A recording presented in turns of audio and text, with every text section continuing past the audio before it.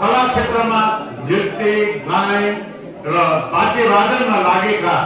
व्यक्तिहरूलाई सामाजिक प्रतिष्ठा सामाजिक मान्यता दिँदैन थियो र यति मात्र होइन कि आफ्नो अभिभावकहरूले पनि आफ्नो छोराछोरीलाई नृत्य गायन र अन्य यो विधामा पठाउन हिचकिचाउँथे किनभने त्यतिखेर त्यो छोरो त गाइने रहेछ त्यो छोरो त बाल बनाएर हिँड्ने रहेछ भने यावत त्यो बेला त्यस्ता कुराहरू त्यो अवस्थामा पनि हामीले बिस्तारै बिस्तारै त्यहाँ समाजका विभिन्न व्यक्तिहरूको भनाइलाई पनि त्यसलाई ख्याल नगरी हामी यो क्षेत्रमा निरन्तर लागिरहेका तर अहिले समाज त्यो होइन अहिले अभिभावकले आफ्नो छोराछोरीहरूलाई यो क्षेत्रमा लाग्न अभिप्रेरित र प्रेरणा दिइरहनु भएको यो समयको यो परिवर्तित अवस्था हो त्यसकारण हामीले समयलाई पर्खिनु पर्छ समयले निश्चय पनि हामीलाई त्यो परिवर्तित जीवनमा हामी लाग्न सक्छौँ आज जस्तै मलाई यहाँ तपाईँहरूले र मेयर साहबले यो के अरे डान्स सेन्टरले मलाई जुन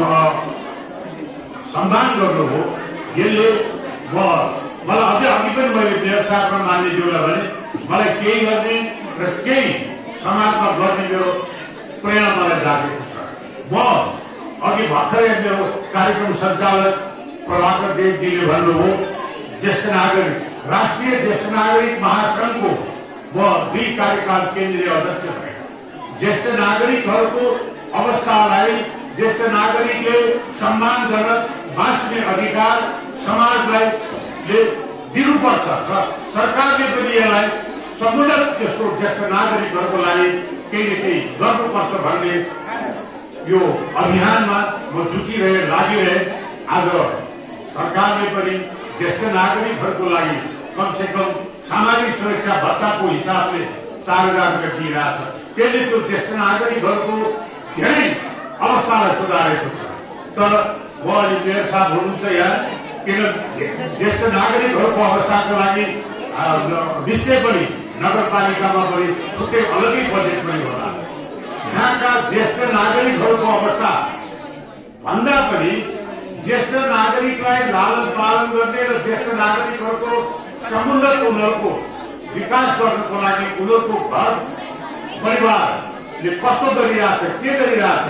यी कुराहरूलाई पनि समय समयमा नगरपालिका या वडाबाट अनुगमन गर्ने एउटा व्यवस्था भयो भने ज्येष्ठ नागरिकहरू त्यति दुःख पाउँदैन किनभने ज्येष्ठ नागरिकलाई